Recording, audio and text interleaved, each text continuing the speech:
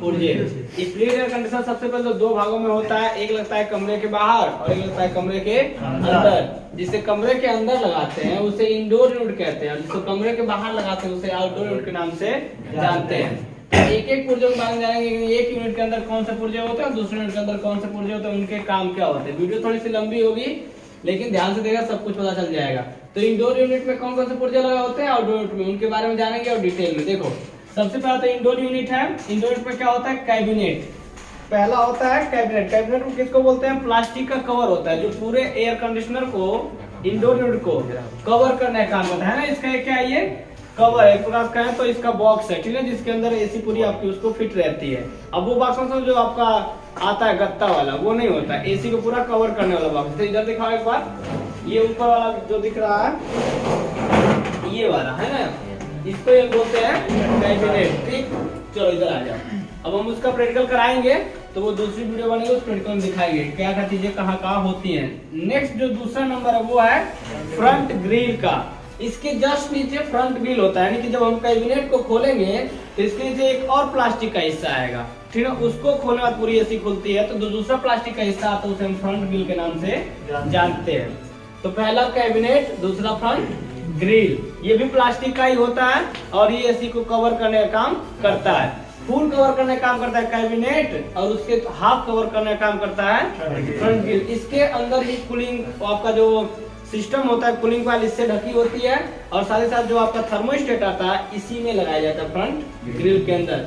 और front grille में ही कुछ एसीओ में आपका एयर फिल्टर भी आता है। तो तीसरा नंबर जो है आपका वो है एयर फिल्टर का। एयर फिल्टर क्या करता है, अशुद्धियों को छानता है, यानी गंदी हवा अगर जाती है, चाहे हवा में कोई भी अशुद्धि जाती है जैसे धूल के कण या एनी टाइप मतलब अशुद्धि और किसी प्रकार की जाती है, चाहे किसी भी प्रकार की हो, वो अशुद्धि कैसी भी अशुद्धि उससे मतलब नहीं है ना।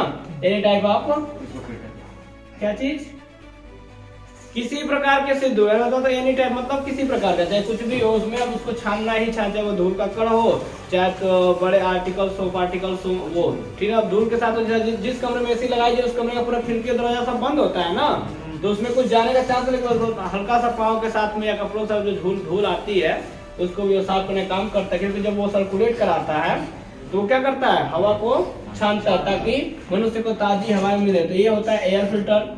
नेक्स्ट जो नंबर होता है वो होता है कूलिंग कॉइल का। ये कॉइल ऐसी होती है जो क्या होती है, ठंडी होती है, ठीक ना। अब ये ठंडी कॉइल होती है, इसी ठंडी कॉइल से हमारी हवा गुजरती है, यानी कि फिल्टर होने के बाद जो हवा गुजरती है वो क्या हो जाती है, ठंडी हो जाती है। और इस ठंडी हवा को हमारा जो ब्लोअर फैन होता है वापस कमरे में छोड़ देता है, जिससे कमरा क्या होता है, ठंडा होता है और मनुष्य आराम का अनुभव करता है। नेक्स्ट जो नंबर है वो है ब्लोअर फैन। ये ब्लोअर फैन ही होता है जो कमरे की हवा को घुमाता है। कूलिंग कॉइल ऊपर होती है, ऐसे कूलिंग कॉइल इसमें इस तरीके के होते हैं राउंडेड शेप में, और उसके बीच में क्या होता है आपका ब्लोअर। जब ब्लोअर चलता है तो कुछ इस तरीके से घूमता है, इसमें ब्लोअर लंबा होता है ना। अब ब्लोअर क्या चलता है इस तरीके से, जब चलेगा तो ऊपर से हवा खींचता है और नीचे से फेंकता है। तो इसके बीच में, हवा के बीच में ब्लोअर में जो क्या आ जाती है, कूलिंग कॉइल, जिससे हवा जब ऐसे आएगी तो पहले कूलिंग कॉइल टकराएगी, कूलिंग कॉइल जब गुजरेगी तो हवा ठंडी, उस ठंडी हवा कमरे में डिले कर देता है, ठीक ना, यानी कि छोड़ देता है। नेक्स्ट है ब्लोअर फैन मोटर, यानी कि ब्लोअर फैन को चलाने के लिए ब्लोअर फैन मोटर चाहिए ना, तो ब्लोअर फैन मोटर होता है जो क्या करता है, इस पंखे को चलाने का काम करता है। इसके अंदर खांसीदार पट्टियां बनी होती है जो हवा क्या करती है, अपने अंदर फंसा करके पहले तो घुमाती है, फिर छोड़ती है, घुमाती है, छोड़ती है। तो इसका काम, इसका मुख्य काम ब्लोअर फैन का वही है, हवा का सर्कुलेशन कराना। नेक्स्ट ऑप्शन आता है स्विंग मोटर का। यदि आप चाहते हैं कि हवा अप एंड डाउन हो तो उसके लिए क्या करना पड़ता है, स्विंग मोटर का यूज करना पड़ता है। इसमें एक पत्ती लगी होती है लंबी सी, जिसके बारे में नीचे में लिखा है स्विंग मोटर पत्ती। तो इस स्विंग मोटर के ऊपर ही एक स्विंग मोटर की पत्ती लगती है, लंबी सी एक ही पत्ती होती है जो क्या होती है, अप मतलब एक बार नीचे और एक बार ऊपर, तो हवा को अप एंड डाउन करने का काम कराता है कौन, स्विंग मोटर और उसके साथ में स्विंग मोटर की पत्ती मिलकर, ये दोनों मिलकर आपस में काम करते हैं। नेक्स्ट इसके अंदर है थर्मोस्टेट। यहाँ में लिखा है 2 थर्मोस्टेट।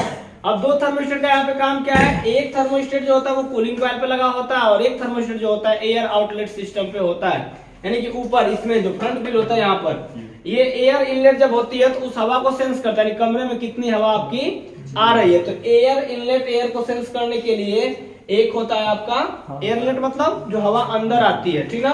तो उस हवा को सेंस करने के लिए थर्मोस्टेट लगा होता है। एक कूलिंग कॉइल की कूलिंग को सेंस करने के लिए थर्मोस्टेट लगा होता है। अगर मान लीजिए कूलिंग कॉइल काफी ज्यादा ठंडा है, कमरे में कम कूलिंग है, तो वो दूसरा थर्मोस्टेट एरर कोड शो करेगा। कहाँ पर? डिस्प्ले बोर्ड में, कि ये इसमें एसी में एरर है। हो सकता है कि साफ सही से हवा पूरी नीचे नहीं जा पाए, फिल्टर पूरा गंदा हो चुका होगा। तो फिल्टर के मतलब कूलिंग कॉइल से पहले फिल्टर होता है, तो हवा जब पूरी कूलिंग कॉइल पे नहीं जाएगी, मतलब कूलिंग कॉइल काफी ठंडा रहेगा और कमरा कम ठंडा रहेगा, कि हवा का सर्कुलेशन हो ही नहीं पाएगा। तो वहां पे ये दूसरा थर्मोस्टेट क्या करा देगा? एरर कोड शो कर, जिससे पता चल जाएगा कि हाँ एसी में कोई खराबी आई है, या मनुष्य समझ जाएगा कि हाँ हमारा फिल्टर जो है वो गंदा हो चुका है। तो क्या करेगा? समय के अनुसार साफ करेगा। हर 3 महीने 4 महीने पे ये जो आपका एयर फिल्टर उसे साफ करना जरूरी होता है अच्छी कूलिंग पाने के लिए। नेक्स्ट चलते हैं पीसीबी। पीसीबी होता है प्रिंटेड सर्किट बोर्ड। ये जो बोर्ड होता है ये पूरे इसमें जितने भी इलेक्ट्रिक पार्ट्स हैं, जैसे कि मोटर हुआ, स्विंग मोटर हुआ, कंप्रेसर हुआ। यहाँ पे तो इंडोर में कंप्रेसर होता नहीं है, लेकिन जितने भी हमारे इलेक्ट्रिक पार्ट्स हैं उनको चलाने का काम कौन करता है? पीसीबी ही करती है। कुछ ऐसे में आउटडोर में बताएंगे पीसीबी, उसमें भी होता है। Display board. डिस्प्ले बोर्ड क्या करता है? जो भी आप सेटअप किए होते हैं उसको दिखाता है कि एसी कितने डिग्री पे चल रही है, स्विंग मोटर ऑन है कि नहीं ऑन है ना, या आपने उसमें टाइमर सेट कर रखा है कि नहीं कर रखा है, ये सब कुछ कौन शो कराएगा?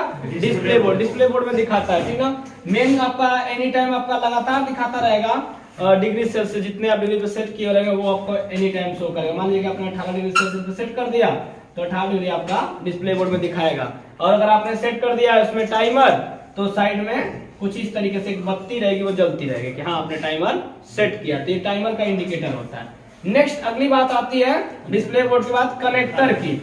कनेक्टर, अच्छा थर्मोस्टेट में थोड़ा सा मैंने छोड़ भी दिया था। देखो थर्मोस्टेट दो मैंने काम बताया कि कूलिंग को सेंस करता है और क्या करता है वो बताता है क्या चीजें हैं। बाकी इसका एक काम और भी है। आपने जितना डिग्री कूलिंग सेट मतलब 18 डिग्री कूलिंग आपने सेट कर दिया, तो 18 डिग्री कूलिंग हो जाने के बाद एसी को बंद कर देगा, और जैसे ही फिर वो कूलिंग टूटेगी वापस चालू भी कराने का काम यही करता है। थर्मोस्टेट करवाता है, ये करता नहीं है, करवाता है, ठीक है। यानी कि जैसे आपने कूलिंग सेट की 18 डिग्री की, तो उस कूलिंग को सेंस करेगा, यानी कि 18 डिग्री तक कूलिंग करानी है एसी को, और जैसे ही 18 डिग्री कूलिंग हो जाएगी तो क्या हो जाएगी? एयर कंडीशनर जो आपका है वो बंद, यानी कि 18 डिग्री कूलिंग हो जाने के बाद आपका एयर कंडीशनर जो होगा वो बंद जाएगा। वापस जैसे 18 से 19 होगा तो फिर क्या हो जाएगा? चालू भी हो जाएगा। यानी कि सेट की गई कूलिंग को बरकरार रखने का काम भी ये करवाता है थर्मोस्टेट। नेक्स्ट बात आती है कनेक्टर की। तो कनेक्टर इसमें क्या करते हैं? सप्लाई को बस एक से दूसरे स्विच पे लेके जाने का काम करते हैं। इसमें कुछ इस तरीके से कनेक्टर लगे होते हैं, यानी कि सप्लाई को यहाँ पे इनपुट करेंगे तो इधर से आउटपुट करेंगे। तो इस तरीके के कनेक्टर होते हैं। कनेक्टर एक ही होता है, उसके अंदर कई वायर्स लगते हैं, तो दिखाएंगे आगे प्रैक्टिकल में। नेक्स्ट अगला आपका है चेचिस। ये जो चेचिस होता है इसी के ऊपर सारे पार्ट पुर्जे कसे गए होते हैं, यानी कि एयर कंडीशनर के सारे, जैसे कूलिंग कॉइल की बात करें, चाहे हम यहाँ पे ब्लोअर फैन की बात करें, ब्लोअर फैन मोटर की बात करें, स्विंग मोटर की बात करें, ये सारे पुर्जे जो हैं ये कहाँ पे लगेंगे? चेचिस के ऊपर ही कसे जाएंगे। इसके अलावा आगे बात आती है ड्रेन लाइन की। ड्रेन लाइन एक ऐसी लाइन होती है जिसके अंदर जो भी पानी बनता है वो पानी उसी लाइन से बहते हुए आगे जाता है। तो चेचिस के अंदर एक डिजाइन बना दी गई होती है, चेचिस को हल्का सा काट करके जो पानी जो भी बनता है वहां पर ड्रेन लाइन में आ जाता है, और ड्रेन लाइन से होते हुए कहां आता है? ड्रेन पाइप के पास। ये ड्रेन जो पाइप होती है ये लाइन में एक निकला होता है गोल से, जिसके अंदर पाइप को लगा दिया जाता है, और पाइप जो होती है उससे पाइप से क्या होता है? पानी बाहर आ जाता है। पाइप में हम और एक पाइप जोड़ करके और कमरे से बाहर जहाँ पानी लग जाएगा तो वहां लटका देते हैं, आपका पानी वहां जा करके गिरता रहता है। ड्रेन पाइप का यहाँ पर ये यूज है।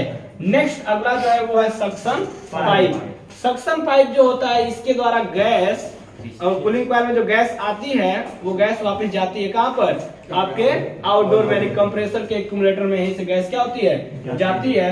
डिस्चार्ज जो पाइप है, इस पाइप से जो गैस होती है आपकी इंडोर यूनिट में आती है।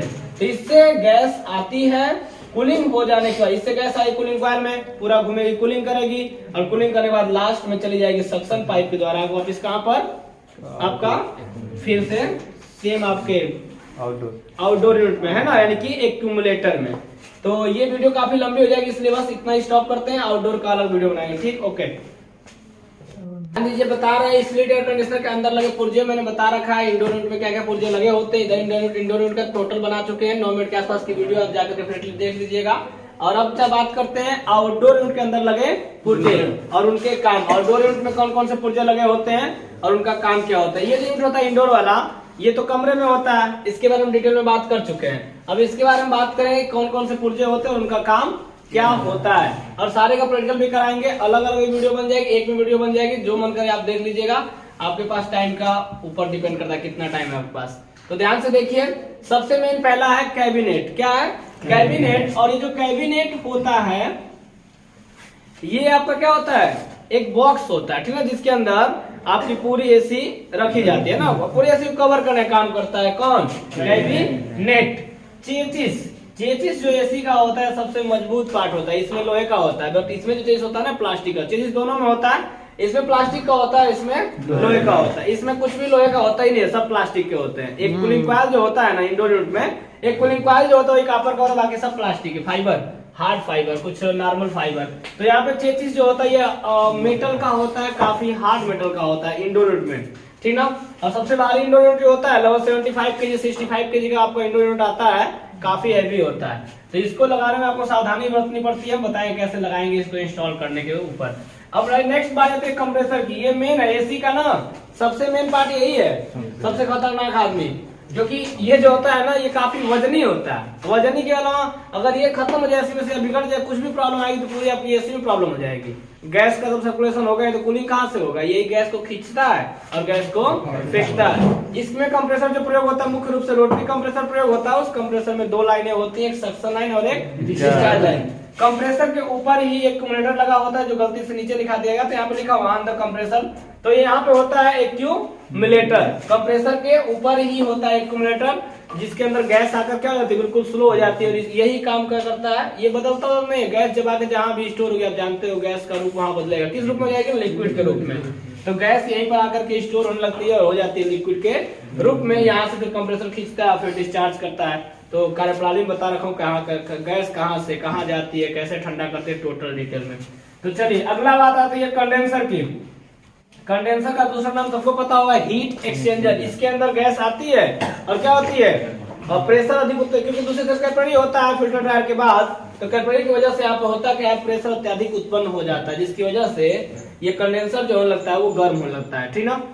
अब इसकी उष्मा को बाहर निकालेंगे, पीछे इसके फैन लगा होता है जो हवा को इससे गुजारता है और हवा को बाहर फेंकता है, जिससे ये ठंडा होता रहता है। तो आगे उसके बारे में बात कर लेंगे। नेक्स्ट अगला है फिल्टर ड्रायर। फिल्टर गैस को छानता है और ड्रायर गैस की नमी को सुखाने का काम करता है। बाई चांस यदि कोई लिक्विड गैस अगर आगे बढ़ती है तो उस लिक्विड को जाने नहीं देता। मैंने बताया कि लिक्विड और गैस जाएगी तो कूलिंग नहीं करेगा, तो इसके लिए यहाँ पे ड्रायर लगा होता है। फिल्टर ड्रायर काट के दिखा रखे हैं ना कि क्या उसके अंदर होता है। छोटे छोटे आपके पत्थर के कण होते हैं जो कि हीट होते हैं, जिससे कि आपका जो भी नमी यानी कि लिक्विड जाता है वो वाष्प में बदल जाता है। अगले है कैपिलरी। कैपिलरी काफी पतली पाइप होती है, ये काफी पतली होती है, ठीक है। इसके अंदर का व्यास जो होता है 0.5 mm, किसी किसी में 0.25 mm अगर फ्रिज होगी तो एसी में 0.5 mm तक होती है, मतलब काफी कम व्यास होता है। 55 नंबर कैपिलरी इसके अंदर लगती है, तो नंबर इसका 55 है, व्यास जो इसका काफी कम है। आप सोच सकते हो, तो इतनी पतली पाइप होती है कि जो गैस होती है ना, लिक्विड रूपी गैस वहां से ट्रांसफर ही नहीं हो सकती, केवल वाष्प रूपी गैस ही। भाप जानते हो आप कितने पतले से निकलते हो, कुकर कितना पतला होता है, वो कितना भाप निकालता है। ऐसे इसमें से भाप ऑलरेडी आगे से चली जाएगी, लेकिन लिक्विड जाने के बाद तो लिक्विड नहीं जाएगी यहाँ से। नेक्स्ट अगली बारी आती है, लिक्विड जाएगी कहाँ से, क्योंकि उसके ऊपर फिल्टर ड्रायर है, वो खुद ही ड्रायर उसकी नमी को सुखा देगा, तो लिक्विड नीचे आने का कोई चांस ही नहीं है ना यहाँ पे। नेक्स्ट अगली बारी आती है कंडेंसर फैन की।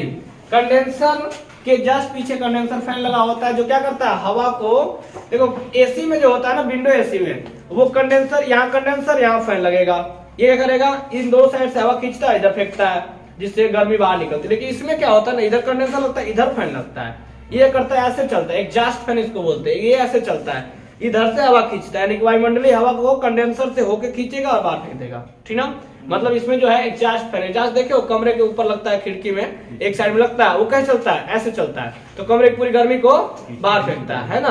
तो इसमें जो फैन प्रयोग होते हैं वो होते हैं एग्जॉस्ट फैन, जो कंडेंसर से पहले नहीं लगते हैं, मतलब कंडेंसर यहाँ लगेगा तो इसके पहले नहीं लगेगा, कंडेंसर यहाँ तो इधर लगेगा। लेकिन विंडो एसी में कंडेंसर यहाँ तो फैन यहाँ, लेकिन इसमें उल्टा होता है थोड़ा सा, तो इसको हम बोलते हैं एग्जॉस्ट फैन।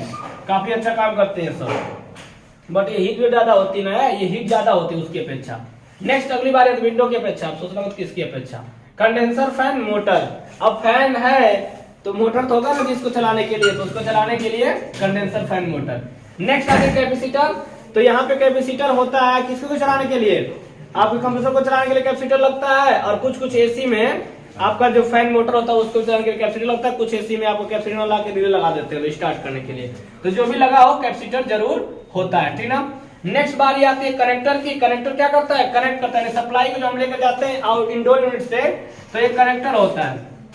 अब कनेक्टर में क्या करता है, सप्लाई डाल देते हैं और यहाँ से निकाल करके पूरी एसी की वायरिंग करते हैं। तो ये कनेक्टर होता है, इसी में आपका जाके इनपुट होता है, ये होता है इनपुट और ये होता है आउटपुट। तो ये दो चीजें होते हैं कनेक्टर के अंदर में। नेक्स्ट बारी आती है पीसीबी, मैंने लिखा है इन इन्वर्टर टाइप एयर कंडीशनर।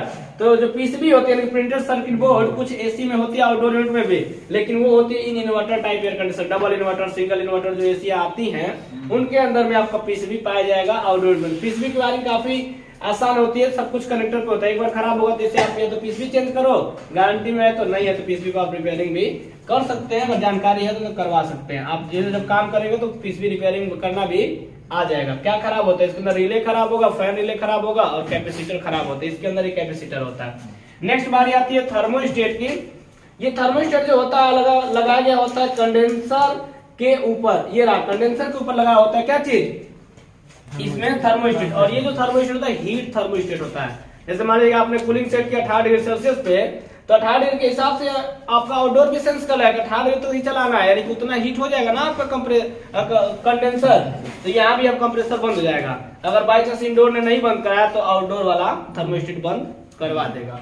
तो इसके लिए यहाँ पे आउटडोर में भी थर्मोस्टेट लगा होता है आपके कंडेंसर के ऊपर, और ये भी स्पेशली आता है इन्वर्टर टाइप एयर कंडीशनर में, ठीक है, नॉर्मल में नहीं आता है। सक्शन वाल्व, सक्शन वाल्व से क्या होता है, गैस खींचता है, कंप्रेसर क्या करता है, गैस को खींचता है, ठीक है। इसमें आपके होते हैं सक्शन पाइप, सक्शन पाइप से सक्शन पाइप सक्शन वाल्व में जोड़ी होती है आकर के, है ना, पाइप द्वारा। तो उस पाइप से गैस को क्या करता है, खींचता है। इस सक्शन वाल्व में चार्जिंग लाइन इंक्लूडेड होती है, तो चार्जिंग लाइन भी इसी के अंदर पाई जाती है। गैस चार्ज करना हुआ, सिस्टम को वैक्यूम करना हुआ, सब आप यहीं से करेंगे।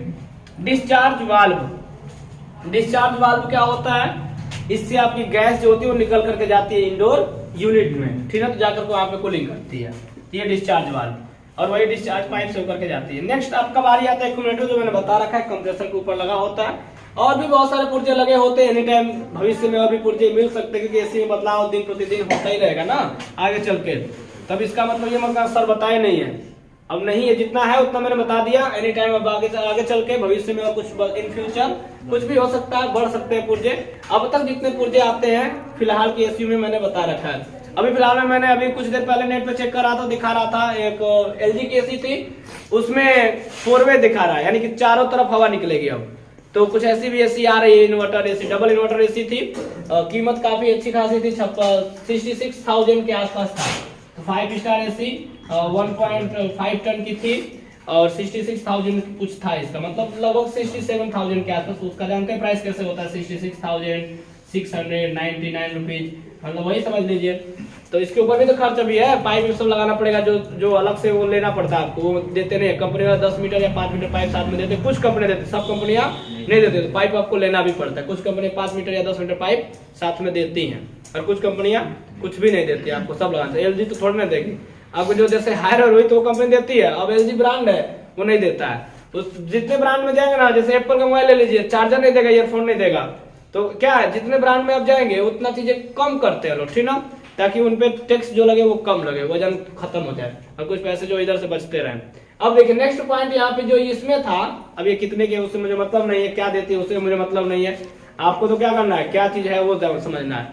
तो इसके अंदर था सिस्टम, यानी कि अब वो जो उसके अंदर 2 मोटर लेंगे, स्प्लिट के लिए 2 मोटर लगाया था, यानी कि स्विंग के लिए 2 मोटर, एक मोटर क्या करेगा, अप डाउन करेगा, और एक मोटर क्या करेगा, 4 वे सिस्टम निकालेगा, यानी कि चारों तरफ हवा को सर्कुलेट करा करके देगा। तो उसमें अलग मोटर लगाया गया होगा, जो क्या करेगा, उसको घुमाएगा। तो खराबी होगी तो उस मोटर में खराबी होगी तो उसको भी आपको तो अभी देखना पड़ेगा फिलहाल में आगे चल करके। तो ये वैसी भी अभी लॉन्च हुई है नई वाली जो बता रहे हैं, बस। तो यही बदलाव होते रहते हैं, समय दर समय कंपनियां बदलाव कर, नहीं बदलाव करेंगे तो क्या होगा, वो खत्म हो जाएगी, है ना। HMT ट्रैक्टर हुआ, HMT का वॉच हुआ, आइसर ट्रैक्टर हुआ, नोकिया फोन हुआ, ये सब खत्म ही हो गए ना। क्यों खत्म हो, क्योंकि उन्होंने बदलाव नहीं किया था। बदलाव करना जरूरी है, अब जिंदगी में बदलाव नहीं करोगे एक दिन खत्म हो जाओगे, ठीक है। तो बदलाव करिए, प्रतिदिन अपने अंदर बदलाव करिए। आपका दुकान चलता है चाहे कोई भी काम करते हैं, बदलाव करना बहुत जरूरी है। जिसने बदलाव नहीं किया वो खत्म, एक ही चीज एकदम चलते रहेगा। ऐसे तो इतना घमंड था ना क्या कि मैं एकदम खतरनाक हूँ, मेरा आवाज भले इंजन तो इतना मेरा क्वालिटी का है कि मुझे लोग छोड़ेंगे ही नहीं, लेकिन हटा दिए लोग। तो जो चीज बदलाव नहीं करेगा हट ही जाएगा। नोकिया कंपनी माइक्रोसॉफ्ट से चेंज ही नहीं किया कि माइक्रोसॉफ्ट से हटा लें एंड्रॉइड पे आ जाए, नहीं आया, हट खत्म हो गया, लोगों ने हटा दिया।